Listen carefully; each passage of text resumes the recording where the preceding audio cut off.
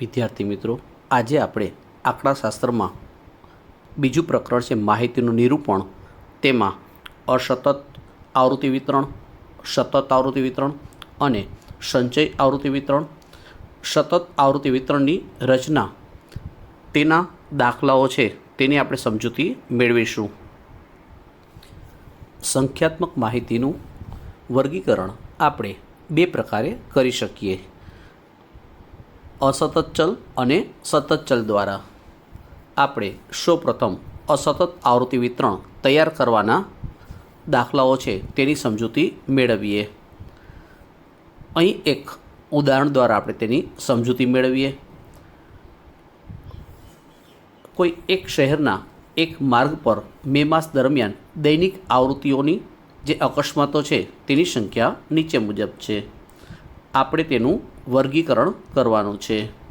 હવે આપણે અહીં વર્ગીકરણ કરવા માટે સૌપ્રથમ આ જે રકમમાં આપેલ જે સંખ્યાઓ છે તેમાં અકસ્માતોની સંખ્યા, જેને આપણે એક્સ કહીશું, જે આપણે 0, 1, 2, 3, 4 અને 5 આપેલ છે. ત્યાર પછી આપણે આવૃત્તિ ચિહ્ન તેનું કોલમ બનાવીશું અને ત્યાર પછી આપણે દિવસોની સંખ્યા એટલે કે કુલ આવૃત્તિ તેનું કોલમ બનાવીશું. અહીં આ ઉદાહરણમાં આપણે જોઈ શકીએ છીએ 0 છે તે કેટલી વખત આવે છે તે આપણે ગણી લેવાના છે. અહીં કુલ 9 વખત 0 આવે છે. તો આપણે 5નું આવૃત્તિ વિતરણ જે ચિહ્ન છે તે રીતે દર્શાવીશું, એટલે 5 અને 4 ટોટલ 9. આ જે ચિહ્ન છે 5-5ની જોડ બનાવવાની હોય તે ખાસ ધ્યાનમાં રાખો. આવા દાખલા આપણે સાવ સરળ છે અને 7મા 8મા ધોરણમાં પણ આવા દાખલા આપણે શીખી ગયા હતા. ત્યાર પછી આપણે 1 કેટલી વખત આવે છે તે જુઓ. તો 1 અહીંયા ઉપર રકમમાં આપણે કુલ 7 વખત આવે છે, એટલે તમારે એક 5ની જોડ અને એક 2, આ રીતે કુલ 7 લીટા એટલે કે ચિહ્ન કરવાના છે. આ રીતે બધા અકસ્માતોની સંખ્યા છે તેની આવૃત્તિ ચિહ્ન કરી અને દિવસોની સંખ્યા એટલે કે આવૃત્તિ મેળવવાની થશે.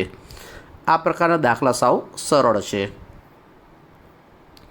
હવે આપણે ઉદાહરણ 1ની સમજૂતી મેળવીએ. ટેલિવિઝન સેટનું ઉત્પાદન કરતી એક ફેક્ટરીમાં અઠવાડિયા દરમિયાન 500 સેટનું ઉત્પાદન થયું છે. તેમાંથી 50 ટેલિવિઝન સેટનો એક નિદર્શ લઈ દરેક ટેલિવિઝન સેટની તપાસ કરતાં નીચે પ્રમાણે ખામીઓની સંખ્યા મળે છે. આ માહિતી પરથી યોગ્ય આવૃત્તિ વિતરણ તૈયાર કરો. અહીં આપણે જે સંખ્યાઓ આપેલી છે તેમાં જરાક જોઈએ તો 0, ત્યાર પછી 1, 2, 3, 4 અને 5, એનો મતલબ નાનામાં નાના 0 છે અને વધુમાં વધુ 5 સંખ્યા છે. અહીં આપણે આ અસતત ચલ છે, તેથી તેની માટે આપણે અસતત ચલ માટે સૌથી નાનું અવલોકન અને સૌથી મોટું અવલોકન, તો સૌથી મોટા 5 છે અને સૌથી ઓછા 0 છે.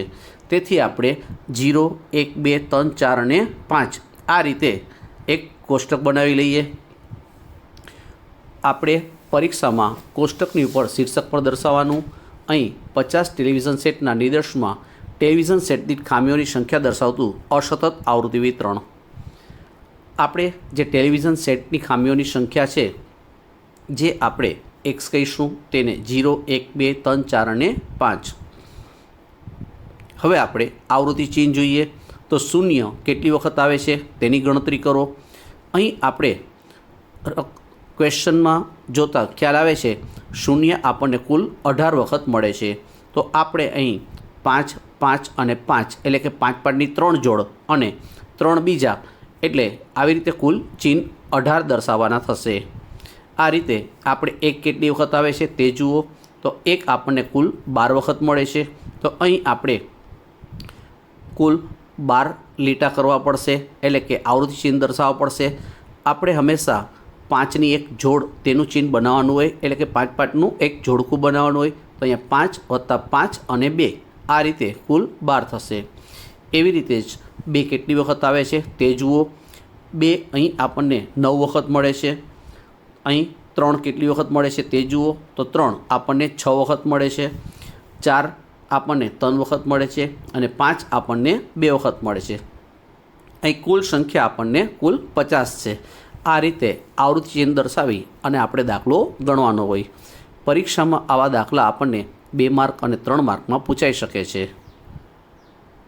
હવે આપણે સતત આવૃત્તિ વિતરણ હોય તેના દાખલાઓ છે તેની પણ આપણે સમજૂતી મેળવીએ. ખાસ ધ્યાનમાં રાખો, આપણે વર્ગનું અધરસીમા બિંદુ શોધવું હોય આપણે આ બધું 9મા ધોરણમાં 10મા ધોરણમાં શીખી જ ગયા છીએ, છતાં અહીં થોડુંક રિપીટ કરીએ છીએ. વર્ગનું અધરસીમા બિંદુ બરાબર તે વર્ગની નીચલી સીમાની કિંમત વત્તા તેના ઉપરના વર્ગની ઉપલી સીમાની કિંમત છેદમાં 2. તેવી રીતે વર્ગનું આપણે ઉર્ધ્વ સીમા બિંદુ શોધવું હોય તો તે વર્ગની ઉપલી સીમાની કિંમત વત્તા તે પછીના વર્ગની નીચલી સીમાની કિંમત છેદમાં 2. અથવા આપણે વર્ગનું ઉર્ધ્વ સીમા બિંદુ કહીએ તો તેનું સૂત્ર છે અધર સીમા બિંદુ વત્તા વર્ગ લંબાઈ.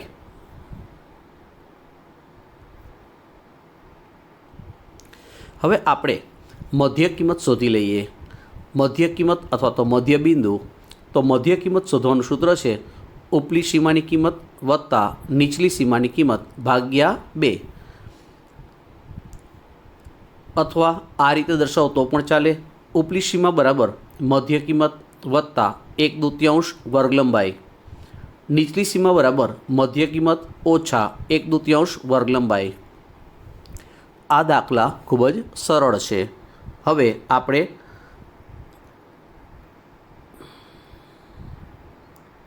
ઉદાહરણ 2ની સમજૂતી મેળવીએ.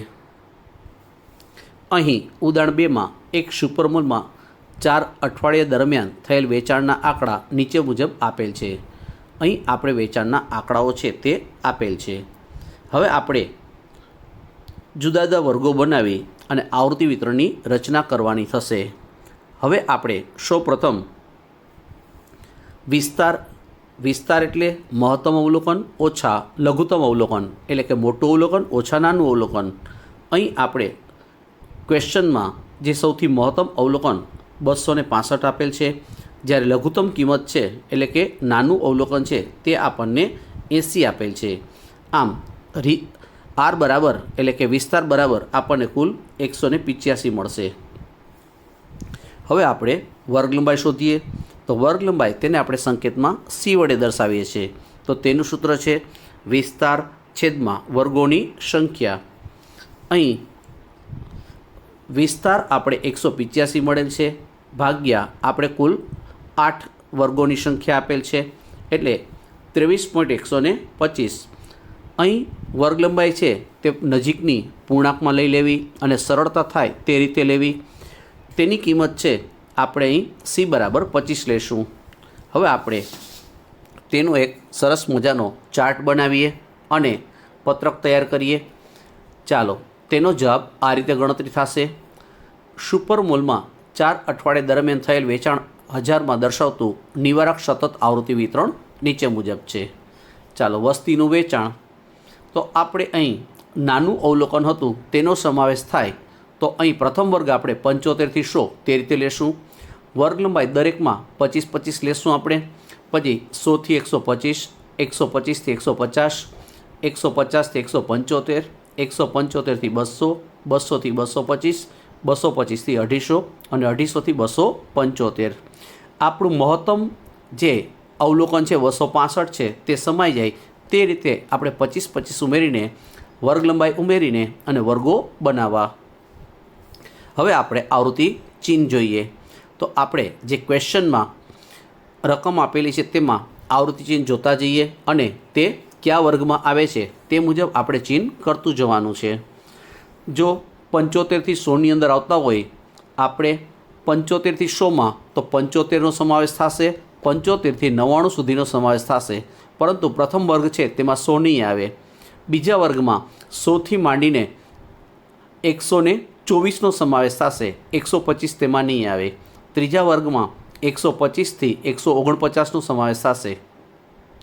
આ રીતે બધા જ વર્ગોમાં આપણે આવૃત્તિ ચિહ્ન છે તે દર્શાવવાના છે. હવે આવૃત્તિ ચિહ્ન છે તે ગણી લઈએ અને દિવસોની સંખ્યા એટલે કે કુલ આવૃત્તિ કેટલી તે શોધી લઈએ. તો પ્રથમ વર્ગમાં આપણે કુલ 4 મળ્યા એટલે 4 આવૃત્તિ થશે. બીજામાં પણ 4 થશે. ત્રીજામાં આપણે ત્રીજા વર્ગમાં 5 અને 3 એટલે કે કુલ 8 થશે. આ રીતે આપણે આવૃત્તિ છે તે શોધવાની થશે. આ દાખલા ખૂબ જ સરળ છે.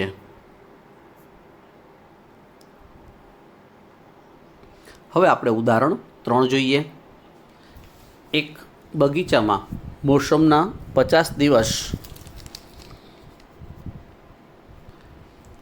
દરમિયાન ગુલાબના જુદા જુદા છોડ પરથી દરરોજ ઉગેલા ગુલાબોની સંખ્યા વિશેની નીચેની માહિતી મળે છે. તે પરથી એક વર્ગ 30થી 39 હોય તેવું આવૃત્તિ વિતરણ તૈયાર કરો. અહીં આપણે નીચે અલગ અલગ ગુલાબોની સંખ્યા આપેલી છે. હવે ખાસ ધ્યાનમાં રાખો, સૌથી નાનું અવલોકન અને સૌથી મોટું અવલોકન તે પહેલાં શોધી લઈએ. તો સૌથી મોટું અવલોકન છે 99 અને સૌથી નાનું અવલોકન છે 17. હવે આપણે વિસ્તારનું સૂત્ર લખીએ. તો વિસ્તાર બરાબર મોટું અવલોકન માઇનસ નાનું અવલોકન એટલે કે 99 ઓછા 17 બરાબર 82. હવે આપણે દાખલામાં એક વર્ગ આપેલ છે 30થી 39 તેનો સમાવેશ થવો જોઈએ. તો એનો મતલબ એમ થયો કે એક વર્ગ તમારે 30થી 39 થવો જોઈએ. હવે આપણું સૌથી નાનું અવલોકન છે 17. તો ખાસ ધ્યાનમાં રાખો, 17 સમાવેશ કરવા માટે આપણે પ્રથમ વર્ગ છે 10થી 19 લેવો પડે. તો આ રીતે આપણે પ્રથમ વર્ગ 10થી 19, ત્યાર પછી 20થી 29, ત્યાર પછી 30થી 39 આ રીતે વર્ગો બનાવીશું. હવે આપણે આ રીતે વર્ગો બનાવી લઈએ. તો 10થી 19, 20થી 29, 30થી 39, 40થી 49 આ રીતે વર્ગો બનાવ્યા પછી આવૃત્તિ ચિહ્ન આપણે કરવાના થશે. હવે જે પ્રથમ વર્ગમાં સમાતા છે 10થી 19 તો તેમાં 10નો પણ સમાવેશ થશે અને 19 સુધીની સંખ્યા છે તેનો સમાવેશ થશે. એનો મતલબ 10થી 19 આ દરેક અવલોકન છે તેના તમારે ચિહ્ન કરવાના થશે. હવે તેની આપણે દિવસોની સંખ્યા એટલે કે આવૃત્તિ શોધી લઈએ. તો પ્રથમ વર્ગમાં આપણે કુલ 5 આવૃત્તિ આવી એટલે કે 5 મળશે. બીજો વર્ગ આપણને એમાં પણ 5 મળે છે. ત્રીજા વર્ગમાં આપણને કુલ 10 મળે છે. આ રીતે કુલ આવૃત્તિ આપણી જે 50 હતી તે સરવાળો 50 થઈ જવો જોઈએ. અહીં આ જે વર્ગો આપેલા છે તે અનિવારક વર્ગો કહેવાય, કારણ કે પ્રથમ વર્ગ 10થી 19 છે, બીજો વર્ગ છે જો 20થી શરૂ થાય છે. એનો મતલબ કે ઉર્ધ્વસીમા અને અધરસીમા આ બંને અલગ અલગ હોય ત્યારે આપણે અહીં અનિવારક વર્ગ છે તેમ કહી શકાય. જ્યારે પ્રથમ ઉદાહરણમાં આપણે ઉર્ધ્વસીમા અને અધરસીમા બંને સરખી જ હતી, તેથી આપણે તે નિવારક વર્ગ હતો. આ અનિવારક વર્ગ છે.